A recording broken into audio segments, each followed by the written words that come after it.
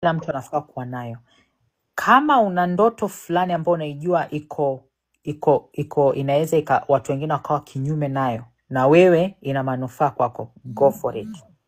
At the end of the day, naingia kulala kitandani peke yangu. Msononeko ni wa kwangu peke yangu. So, at the end of the day, it's all about me.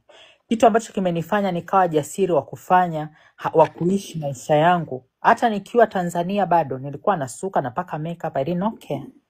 Because ilikuwa kunifurahisha mimi. You know, I wanted to be in a way kwamba if kinanifurahisha mimi, ni mimi. Isipokufurahisha wewe, ni sawa, kwa sababu sio kitu chako, ni kitu changu. That's how it was. Kuna mtu hapa amekazana, Dayoni anamfaa Dogo Janja. Dogo Janja ule pale ni kakaangu. We have that guy is a very good friend of mine. Sijawahi kuwa na hiyo ya kumtaka.